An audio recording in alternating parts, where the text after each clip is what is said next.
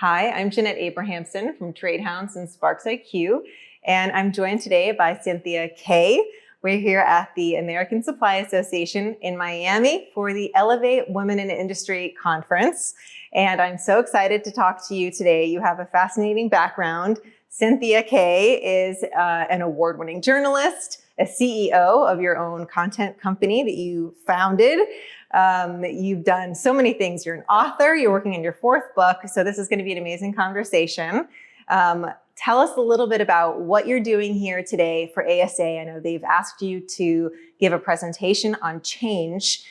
So what do you want people to take away from today's presentation? Well, it's really interesting because I think people either love change or they hate change. And there's almost nothing in the middle. And what I'm hoping to do is kind of give people a little bit of comfort about why change happens, understanding some of the signals, because so often people go, well, I didn't see that coming. And I'm like, well, I saw that coming. So helping people kind of understand what the signals are, why we resist change, and then some really good techniques for helping people kind of work through all the changes in their life. And then I'm going to do a workshop because I'm a glutton for punishment. And we are going to talk about communication, which is really critical when you're in the midst of change. And I love this topic, especially for right now, for manufacturing and distribution industry. So much is happening right now. And a lot of people I know want to just bury their head in the sand or say, like, I'm retiring soon, like the next generation can take care of it.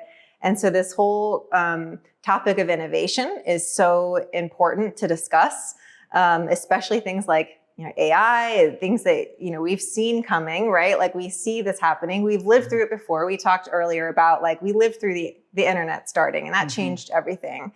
We lived through social media changing marketing and how we communicate. And so right now, I think a lot of manufacturers and distributors especially are grappling with a lot of the changes that they either want to ignore or that they're eager to participate in, but maybe don't know how. So what advice would you have for the manufacturers and the distributors out there about how they can grapple with innovation? Yeah. Well, so in my job, I spend a lot of time on factory floors and in boardrooms. But I guess the one thing that I would tell people is that it's not like we haven't seen change. What the big difference is right now is the speed at which change is coming. And there's like, well, what happened in 10 years will now happen in a year. I mean, there's all these different formulas. What I think is really important is that people have to understand that during times of great change, we can't have all the information. There's no way we can know every single thing that is going to happen within our operations, with our people, with our structure, and that we have to get comfortable sometimes with making decisions that are the best decision for that time. I think that is difficult, especially for people who are used to running operations where they have a process, they have a way of doing things. And now they have to make a decision, maybe not knowing what's going to be down the road. And so I think that's one of the things that's going to happen. I think the other thing that is going to happen is that what people do and the way in which we communicate will be very different. Many of the jobs that I have seen over the last 10 years have morphed. It's not that they're not there. They are still there. They are just very different, what people are doing. And so this idea that we have to help people consistently become educated, be continuous learners. I know we all hate to say that, but the truth of it is, in my lifetime, I've probably relearned my job 10 times. The technology has changed, the people have changed, what I'm doing has changed. And so, helping people kind of get comfortable with that. And then I think the last thing is understanding that all of your suppliers are going through change too. It's not just what's happening within your own manufacturing facility or your own distribution facility. It's all the people along the supply chain are having those same kinds of things. So having conversations, having those brainstorming sessions, being really transparent about what you're doing, I think is going to serve people really well. Yeah, I love that you bring that up because I think that the fear of the unknown is what often keeps people from embracing innovation. They're scared of what they don't know, but a lot of times it's kind of impossible to know exactly what is next, and you kind of have to take a leap of faith.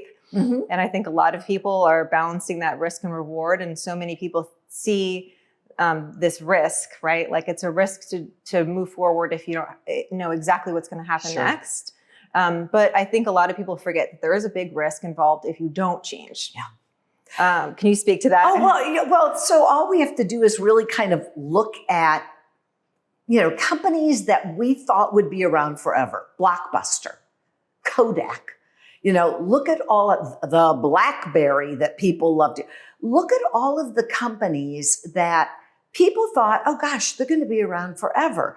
But they didn't change quickly enough. And so they kind of got left behind. And, here's one of the things that I love to talk about. I love to talk about small business. And, small business, people have different definitions of it, but 500 or less is really considered small. Small businesses have a huge opportunity now because they're nimble. This idea of lean that came around many years ago. Well, small businesses have always been lean, right? And so small businesses have the ability to be very nimble, to do pilot programs, to really innovate and test things out, and be, I think, just a huge asset to larger companies who are looking for these smaller entities to give them great ideas. You've written many books, and a lot of them have to do with being successful in business and in life. So I want to start with the first book that you wrote. Tell us what inspired you to write it, and what is the main thing you want people to learn from your book? Sure. So the first book I wrote was called Small Business for Big Thinkers. Unconventional Ways to Connect with and Win Big Business. And the reason that I wrote the book, actually it wasn't my idea. I was giving a speech to a group of suppliers, and I was talking about how as a small company, we had captured some global giants. And people were like, how did you do that? And I never had really stopped to think about it. And then I started to think about, all right, what were some of the steps that we took to be able to compete? And my whole goal in writing that book was to tell businesses not to be afraid to go after those really big opportunities, because, the worst that can happen is you don't get it. But more often than not, I think what happens is it opens your whole world. And so I talked about why big business likes small business. And I talked about, how do you respond to opportunities? So that was the first one that I wrote. The second one I wrote specifically for women. And it was called Stop Wishing, Stop Whining, Start Leading. And I co-authored the book.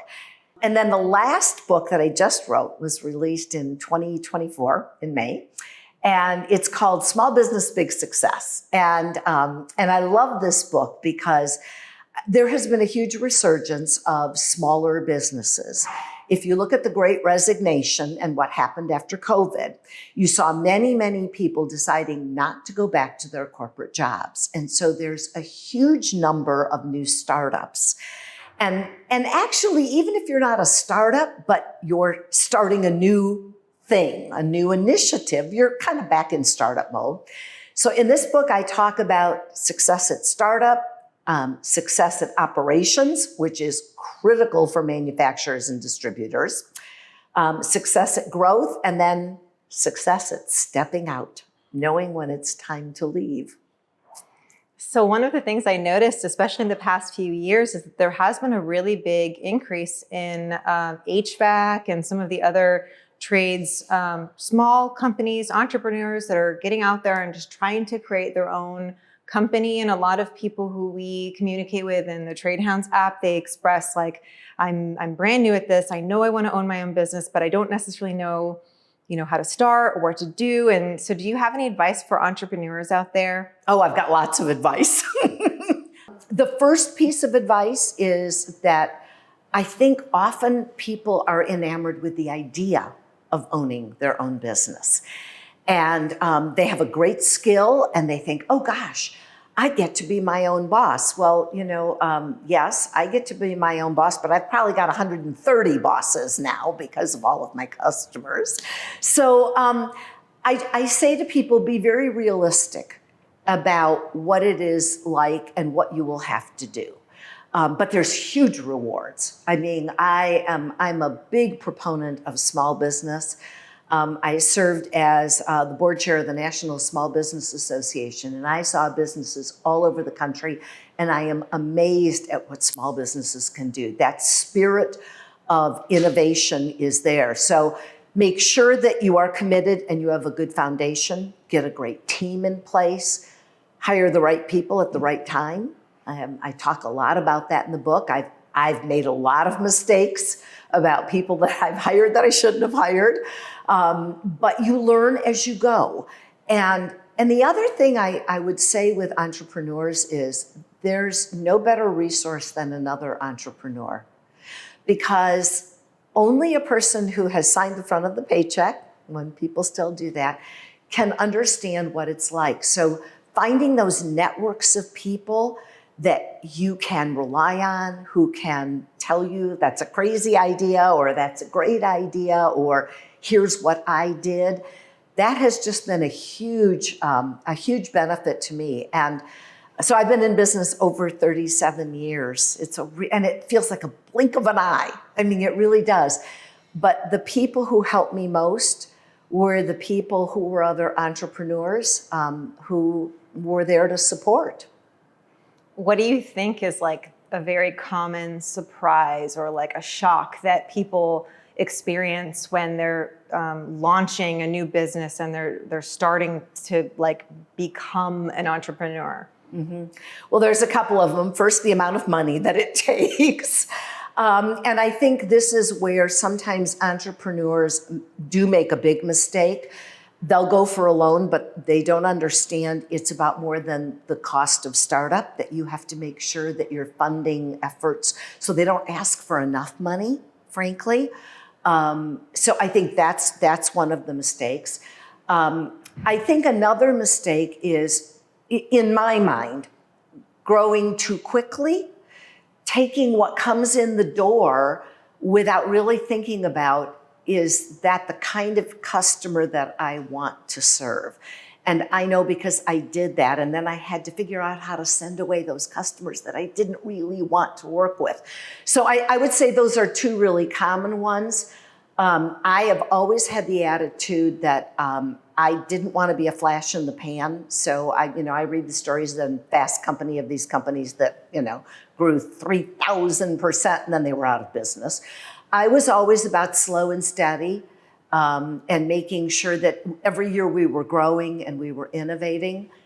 And I think the last thing is don't ever stop feeling hungry. Don't ever feel like you've made it.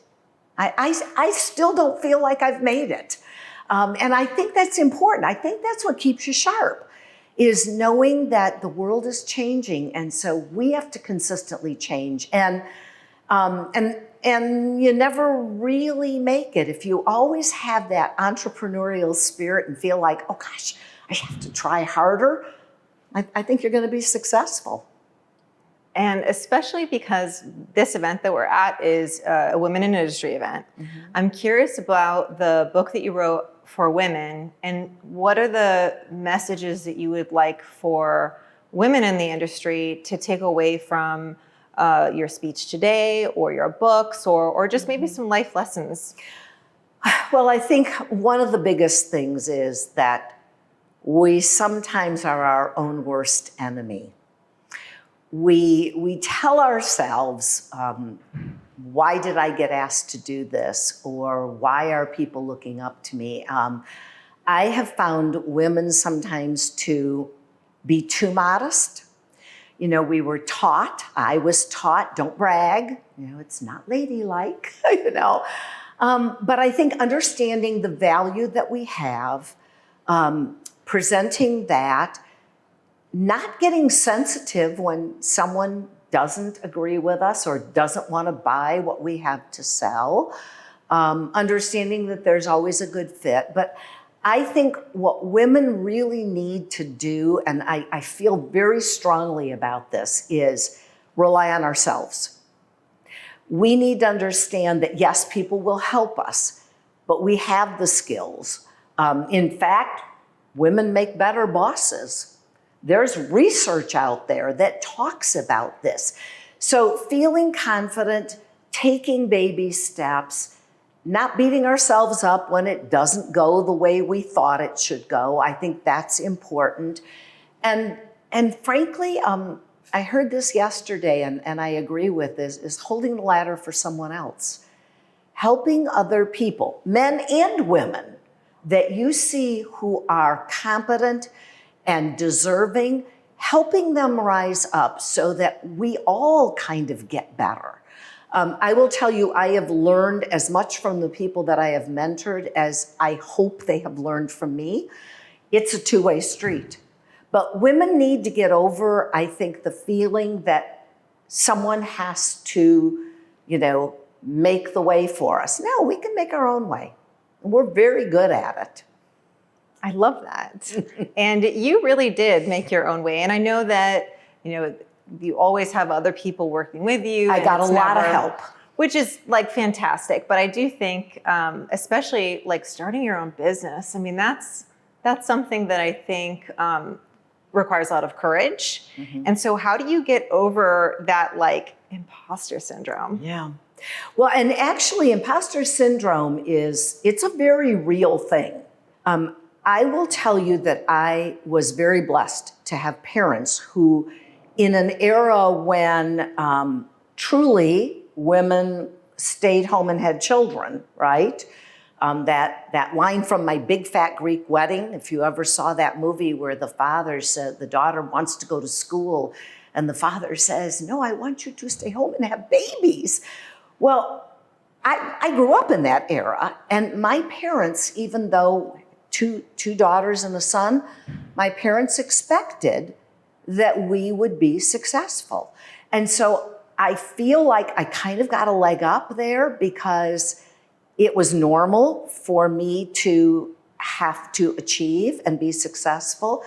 I also saw my dad, who owned a small dry cleaning business. He was a CPA by background, but he went into business with his two brothers who didn't have education, right? And I saw how he operated with such integrity, and he loved his customers, and he loved his work. And I thought, I want that. And in fact, when I opened the doors, my dad said to me, he goes, honey, do you know what you're doing?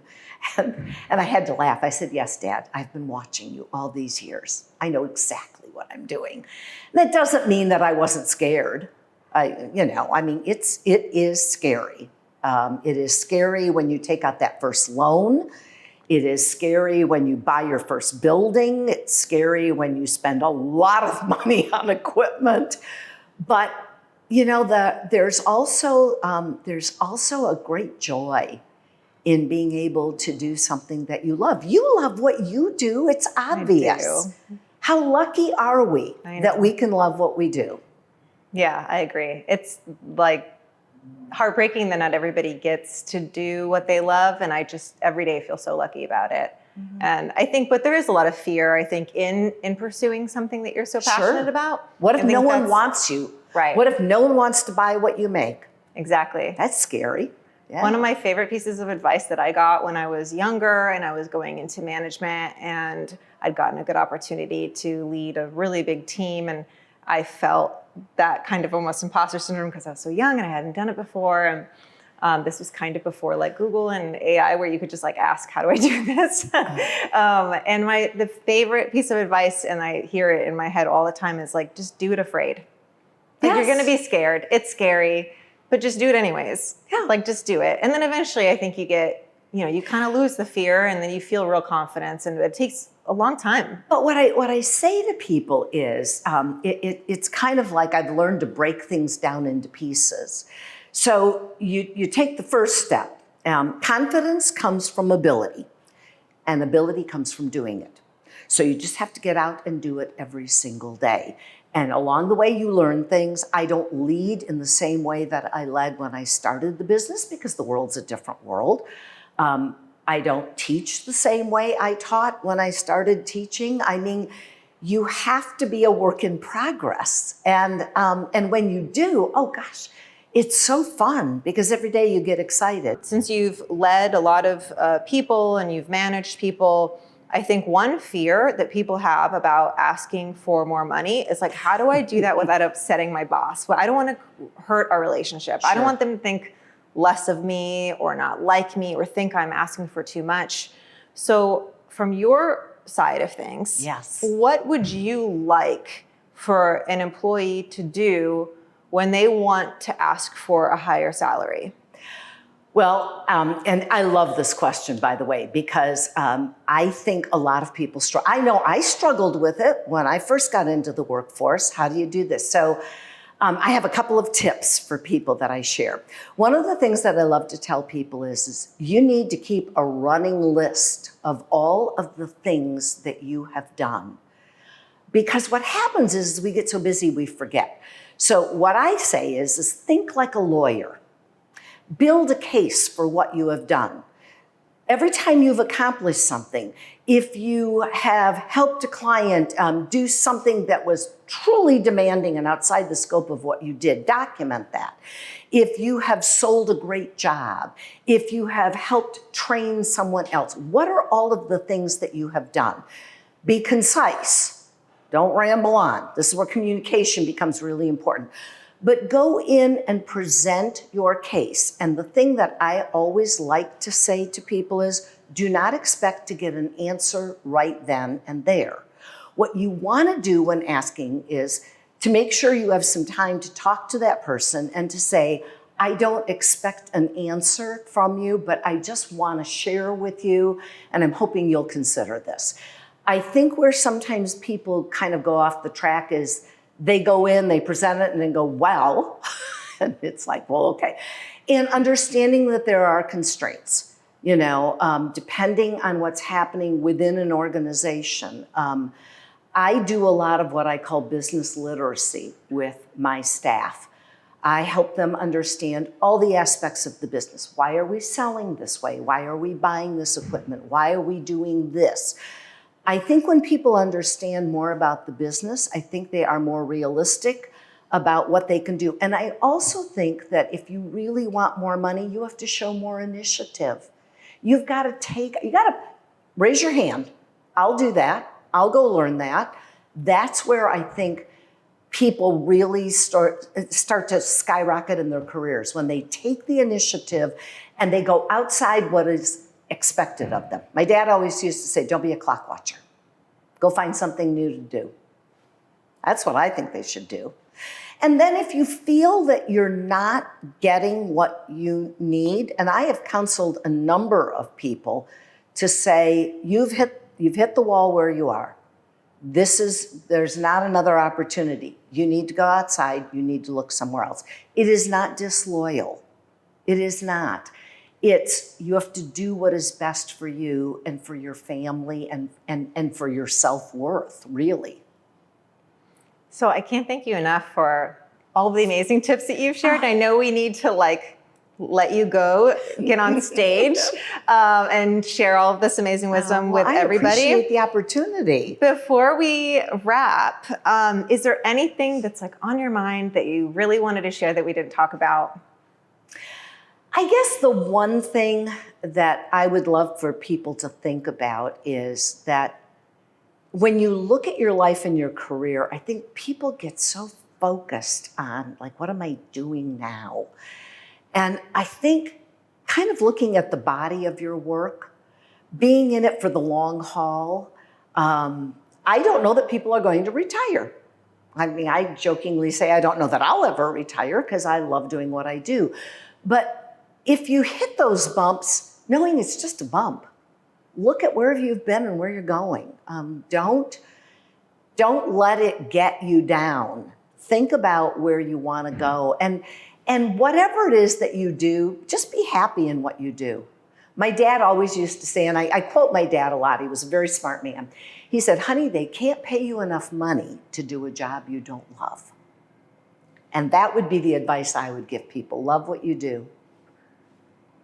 I love that advice. Thank you again so much for your time. you. It's been such a pleasure getting to know you. And I'm so happy for everyone who gets to hear you thank speak you. shortly. And I'm going to check out your books and connect with you on social media to continue learning and connecting with you. I'm sure I can learn a lot from you. Oh, thanks. Next time you can interview me. We'll switch. I like switch the idea. spots. Now I could be interviewed by an award-winning journalist on the other side. So thank you again so much for your time. It's such a pleasure. It was a pleasure. Thank you.